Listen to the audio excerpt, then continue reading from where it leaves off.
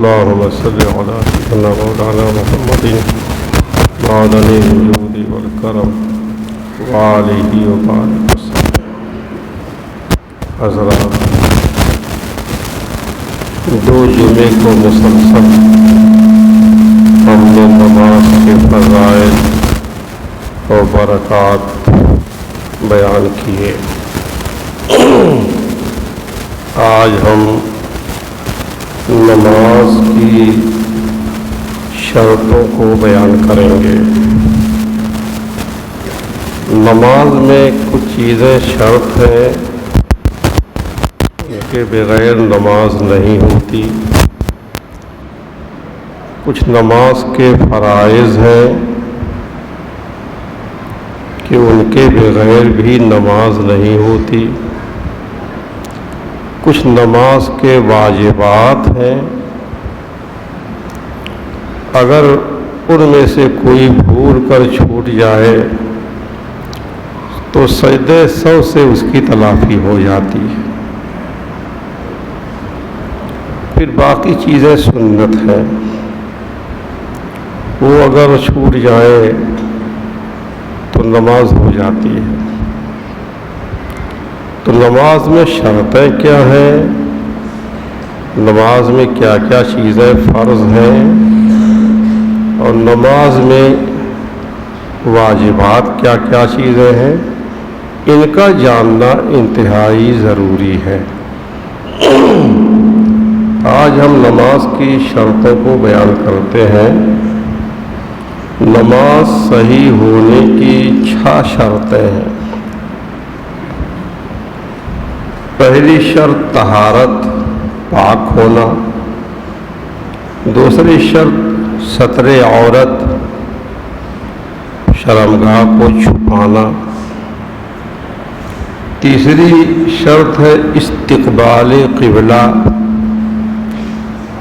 قبلہ یعنی کعبہ شریف کی طرف منہ ہونا۔ چوتھی شرط ہے وقت، ہر نماز کا جو وقت مقرر ہے اس نماز کو اس وقت میں ادا کرنا۔ پانچویں شرط ہے نیت، جو نماز پڑھنی ہے اس کا دل سے ارادہ کرنا۔ اور چھٹی شرط ہے تحریمہ۔ یہ 6 شرطیں ہیں نماز کی۔ پہلی شرط طہارت ہے، یعنی نمازی کے بدن کا پاک ہونا، نمازی کے کپڑے کا پاک ہونا، اور جس جگہ پر وہ نماز پڑھ رہا ہے اس جگہ کا پاک ہونا۔ یہ شرط ہے، پہلی شرط ہے، اس کے بغیر نماز نہیں ہوگی۔ نمازی کا بدن پاک ہو، حدث اکبر سے بھی پاک ہو، حدث اصغر سے بھی پاک ہو، یعنی جن چیزوں سے غسل واجب ہوتا ہے ان چیزوں سے پاک ہو، جو چیزیں وضو توڑنے والی ہیں ان سے بھی پاک ہو، اور نجاست بھی بدن پہ کہیں نہ لگی ہو جو نماز سے رکاوٹ ڈالے۔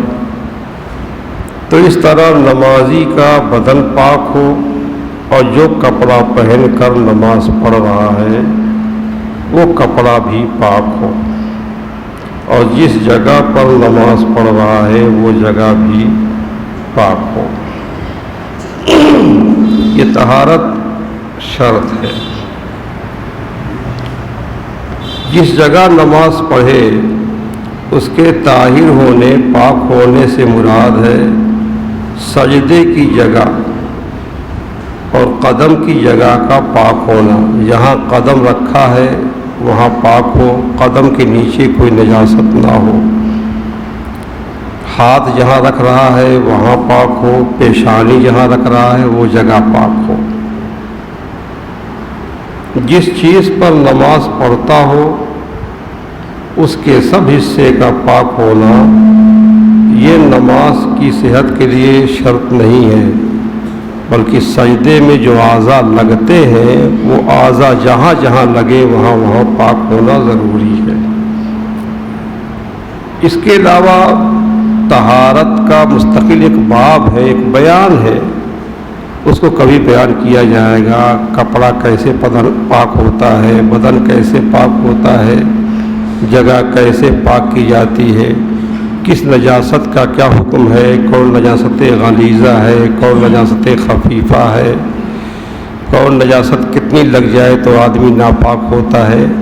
یہ سب بڑی تفصیل ہے اس کی، اس کا مستقل ایک بیان چاہیے.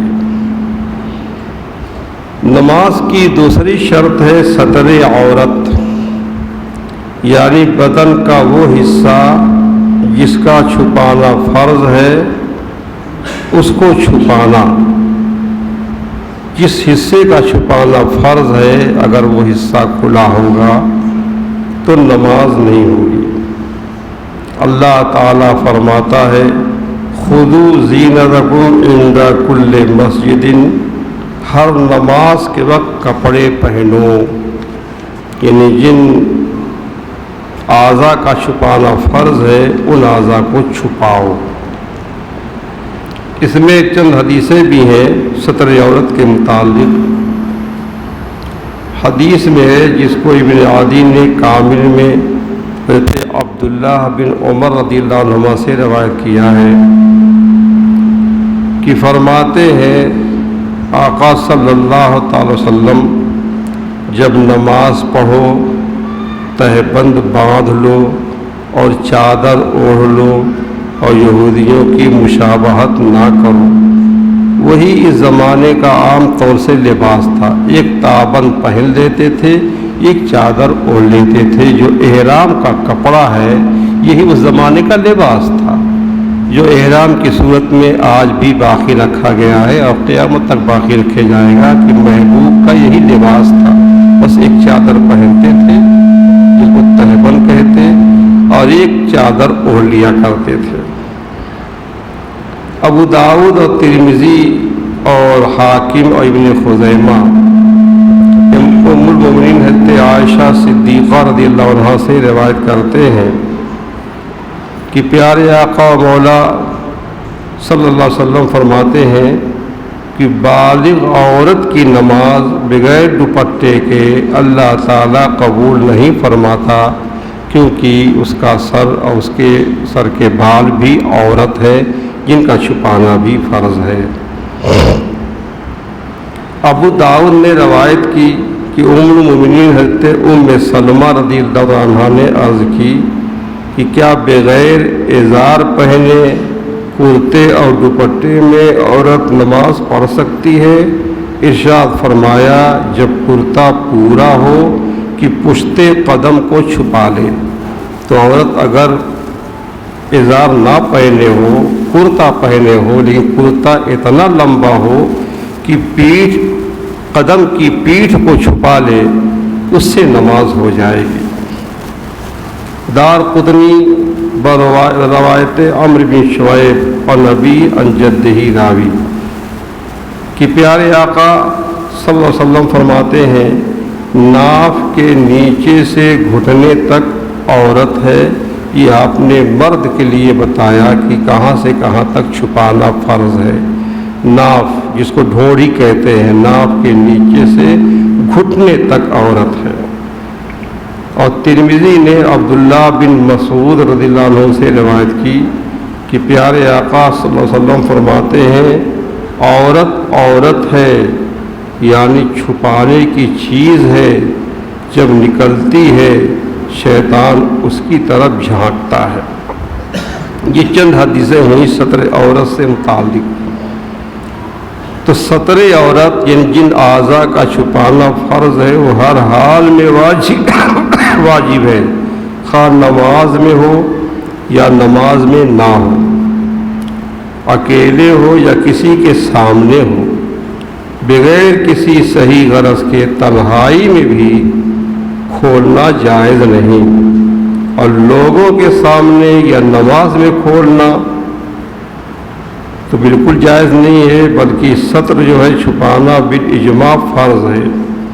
یہاں تک کہ اگر اندھیرے مکان میں نماز پڑھی، اگرچہ وہاں کوئی نہ ہو اور اس کے پاس اتنا کپڑا موجود ہے کہ ستر کا کام دے، اور اس نے ننگے نماز پڑھی تو بالاجماع اس کی نماز نہ ہوگی، مگر عورت کے لیے خلوت میں جبکہ نماز میں نہ ہو تو سارا بدن چھپانا واجب نہیں ہے، یعنی مرد کے لیے ناف سے لے کر گھٹنے تک چھپانا ہر حال میں فرض ہے، چاہے کسی کے سامنے ہو، چاہے گھر میں اکیلے ہو، چاہے نماز میں ہو۔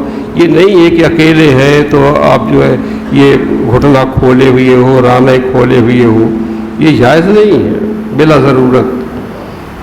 اور عورت کے لیے جب نماز میں نہ ہو، اکیلے ہو، تو سارا بدن چھپانا واجب نہیں ہے، بلکہ صرف ناف سے گھٹنے تک چھپانا ضروری ہے۔ اور محارم کے سامنے جو رشتہ دار اس کے محرم ہیں ان کے سامنے پیٹ اور پیٹھ کا چھپانا بھی واجب ہے۔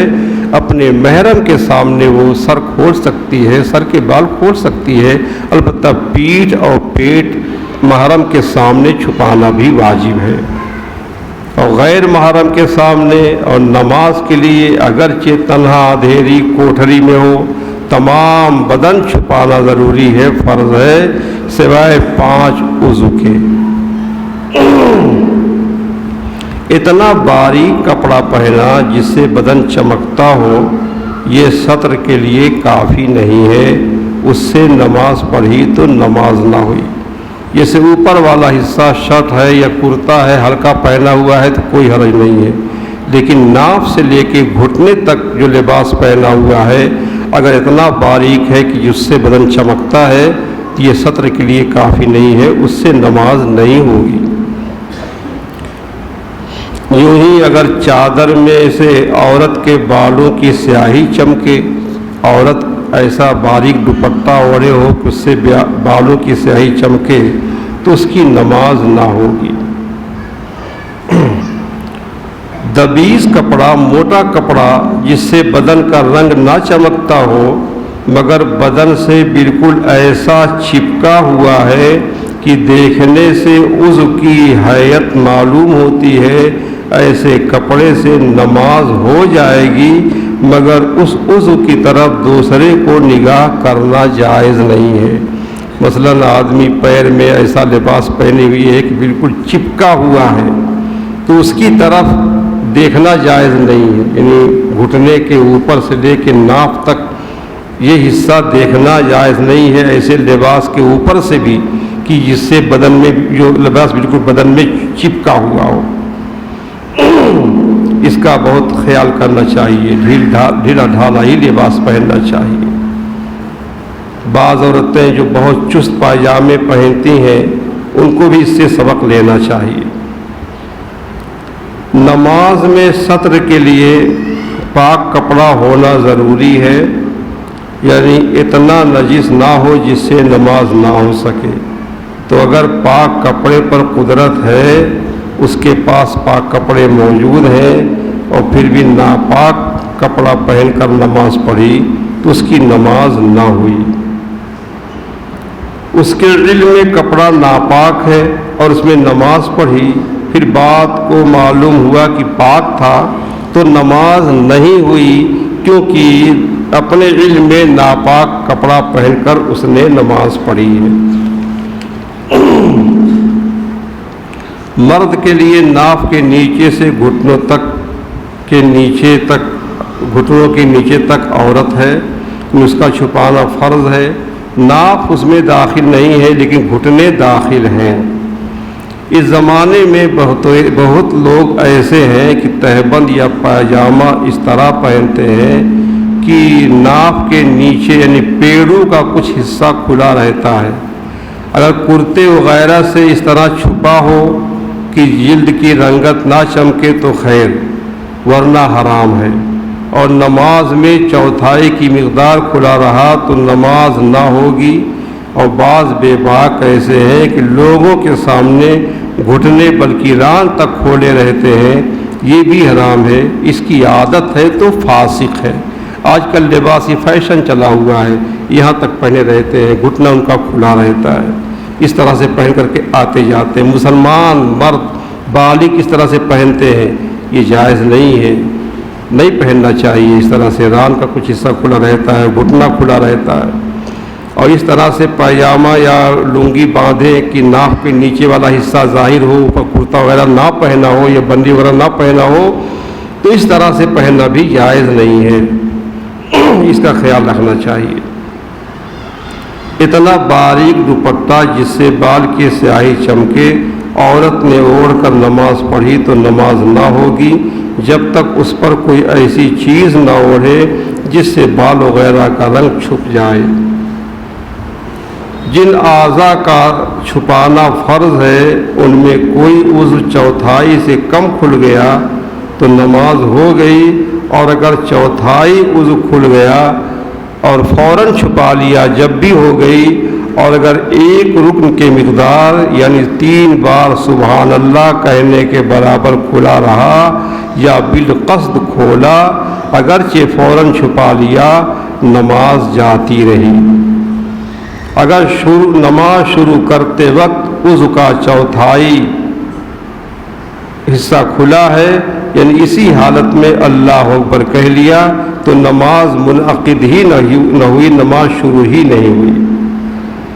صدر کے لیے یہ ضرور نہیں ہے کہ اپنی نگاہ بھی ان اعضاء پہ نہ پڑے، یعنی اگر کسی نے اتنا لمبا کرتا پہنا، نیچے پائجامہ نہیں ہے، کرتا لمبا پہنا اور اس کا گریبان کھلا ہوا ہے، اگر گریبان سے نظر کرے تو اپنے اعضاء دکھائی دیتے ہیں، پھر بھی اس کی نماز ہو جائے گی، اگرچہ بالقصد ادھر دیکھنا مکروہ تحریمی ہے۔ اوروں سے ستر فرض ہونے کی یہ معنی ہے کہ ادھر ادھر سے نہ دیکھ سکیں، لباس پہنے ہو ادھر ادھر سے نہ دیکھ سکیں، اور معاذ اللہ اگر لنگی پہنا ہوا ہے یا تہبند پہنا ہوا ہے اور کسی شریر نے نیچے جھک کر اس کے اعضاء کو دیکھ لیا، اس سے نماز میں فرق نہیں پڑے گا، نماز ہو جائے گی، دیکھنے والا صرف گنہگار ہوگا۔ عورت کا چہرہ عورت نہیں ہے، یعنی نماز میں چہرہ کھولے رہے گی، نماز پڑھے گی، مگر فتنے کی وجہ سے غیر محرم کے سامنے چہرہ کھولنا منع ہے، یوں ہی اس کی طرف یعنی غیر محرم عورت کی طرف نظر کرنا یہ غیر محرم کے لیے جائز نہیں ہے، اور چھونا تو اور زیادہ منع ہے۔ اگر کسی مرد کے پاس ستر کے لیے جائز کپڑا نہ ہو، صرف ریشمی کپڑا ہے، اور جبکہ ریشم مرد کے لیے جائز نہیں ہے، لیکن اس کے پاس کوئی اور کپڑا ہی نہیں ہے، صرف ریشمی کپڑا ہے، تو فرض ہے کہ اسی ریشمی کپڑے سے ستر کرے، شرمگاہ چھپائے اور اسی میں نماز پڑھے۔ البتہ اور کپڑا ہوتے ہوئے مرد کو ریشمی کپڑا پہننا حرام ہے، اور ریشمی کپڑا پہن کر نماز مکروہ تحریمی ہوگی۔ کسی کے پاس بالکل کپڑا نہیں تو بیٹھ کر نماز پڑھے، اس زمانے میں ایسا نہیں ہوتا، پہلے بہت ایسا ہوتا تھا کہ اگر کپڑا بالکل ہے ہی نہیں ہے تو نماز کیسے پڑھے وہ، تو اس کے لیے حکم یہ ہے کہ وہ بیٹھ کر نماز پڑھے۔ تیسری شرط نماز کی استقبال قبلہ ہے، یعنی قبلہ، نماز میں قبلہ یعنی کعبے کی طرف منہ کرنا۔ اللہ تعالیٰ ارشاد فرماتا ہے فَيَقُولُ السُّفَهَاءُ مِنَ النَّاسِ مَا وَلَّاهُمْ عَنْ قِبْلَتِهِمُ الَّتِي كَانُوا عَلَيْهَا قُلْ لِلَّهِ الْمَشْرِقُ وَالْمَغْرِبُ يَهْدِي مَن يَشَاءُ إِلَىٰ صِرَاطٍ مُسْتَقِيمٍ۔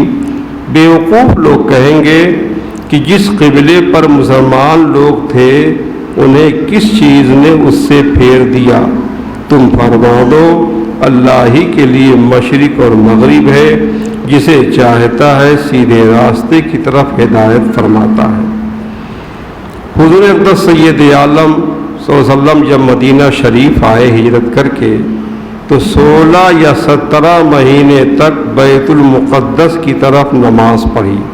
بیت المقدس مدینہ شریف سے اتر پڑتا ہے اور خانہ کعبہ وہاں سے دکھن پڑتا ہے، تو 16 یا 17 مہینے تک بیت المقدس کی طرف نماز پڑھی، اور حضور صلی اللہ علیہ وسلم کو پسند یہ تھا کہ کعبہ قبلہ ہو، اس پر یہ آیت کریمہ نازل ہوئی، اور آگے فرمایا وَمَا جَعَلْنَا الْقِبْلَةَ الَّتِي كُنْتَ عَلَيْهَا الا لنعلم من یتبع الرسول ممن ينقلب علی عقبیہ.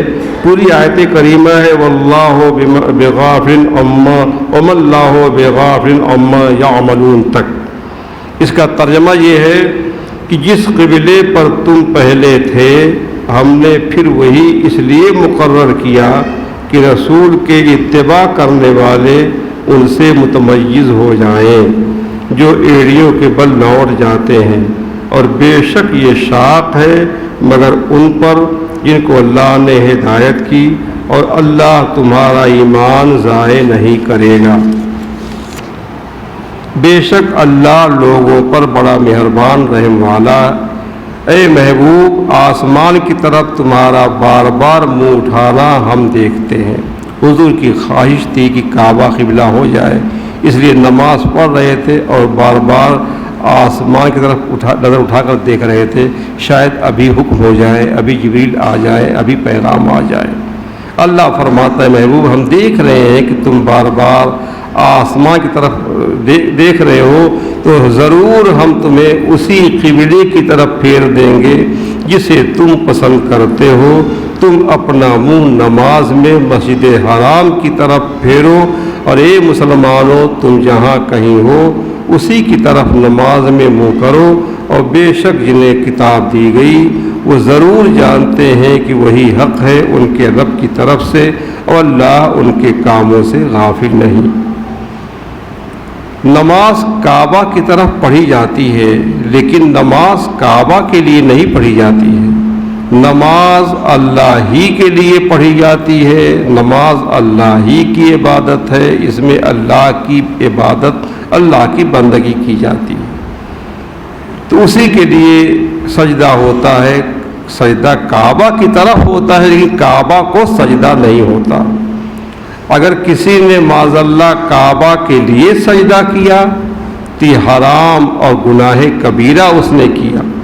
اور اگر عبادت کعبہ کی نیت کی, عبادت کعبہ کی نیت کی کہ عبادت کعبہ کی ہے جب تو کھلا کافر ہے, مشرک ہو گیا کیونکہ غیر خدا کی عبادت کرنا کفر ہے. تو عبادت صرف اور صرف اللہ کی, نماز اللہ کے لیے ہے.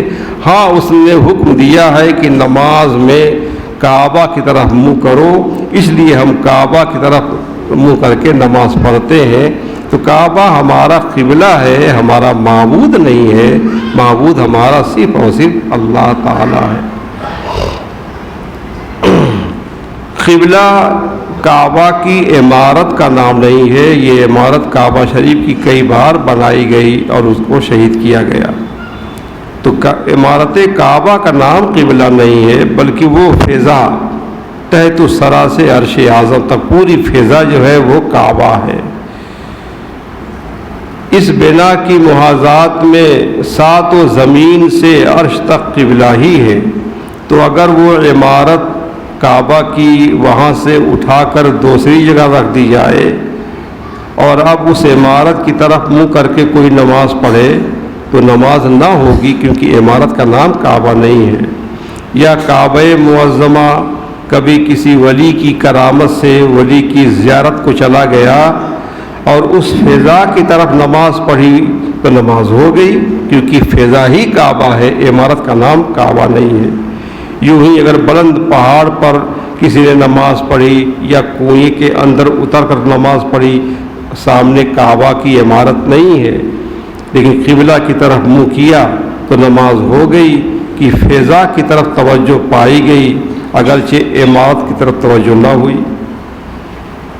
جو شخص استقبال قبلہ سے عاجز ہو, مثلا مریض ہے, بیمار ہے, اس میں اتنی طاقت نہیں ہے کہ ادھر رخ بدلے اور وہاں کوئی ایسا نہیں ہے جو اس کا رخ کعبہ کی طرف کر دے.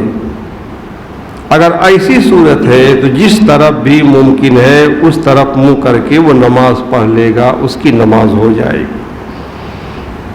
چلتی کشتی میں نماز پڑھے تو تحریمہ کے وقت جو پہلی تکبیر اللہ اکبر ہوتی ہے اس کو تکبیر تحریمہ کہتے ہیں. تو تحریمہ کے وقت قبلہ کو منہ کر کے اللہ اکبر کہے اور جیسے جیسے وہ کشتی گھومتی جائے یہ بھی قبلہ کو منہ پھیرتا جائے. چاہے فرض نماز ہو چاہے نفل نماز ہو. اور کشتی پہ نماز آدمی کب پڑھتا ہے؟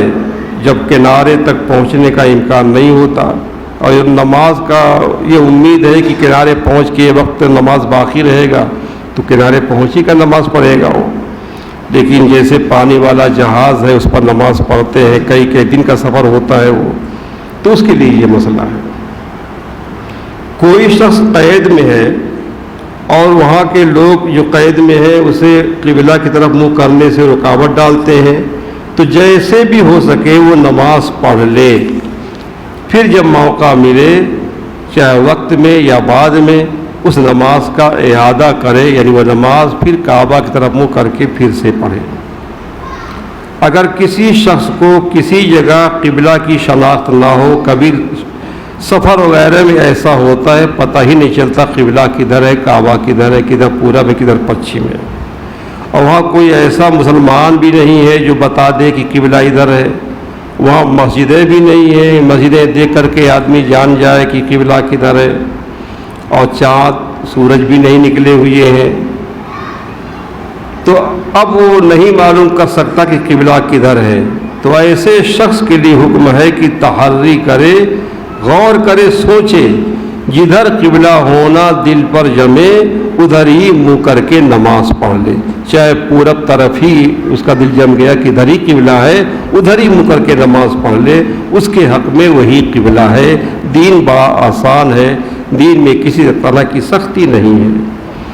تحری کر کے نماز پڑھی، بات کو معلوم ہوا کہ قبلہ کی طرف نماز نہیں پڑھی، پڑھ لی پورب طرف منہ کر کے، دل ہی جمع تھا، بعد میں معلوم ہوا کہ جو ہے ادھر پورب تھا، پچھم تو ادھر ہے، کہیں بعد میں مسجد وغیرہ دیکھ لیا، تو دہرانے کی ضرورت نہیں ہے، وہ نماز اس کی ہو گئی.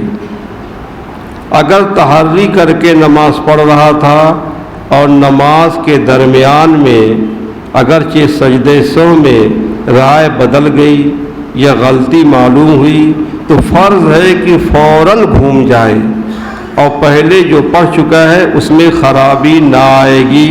اسی طرح اگر چاروں رکعتیں 4 جہات میں پڑھیں تو جائز ہے. دل جمع کی کعبہ ادھر ہے، ادھر منہ کر کے نماز شروع کر دی، نماز میں خیال آیا کہ نہیں پچھم تو ادھر لگتا ہے، نماز میں ادھر گھوم گیا، پھر سمجھ میں آیا کہ پچھم تو ادھر معلوم ہوتا ہے، ادھر گھوم گیا. 4 رکعتیں پڑھی 4 طرف منہ کر کے، لیکن اس کی نماز ہو گئی. یہ چند مسائل ہوئے. ابھی چوتھی شرط ہے وقت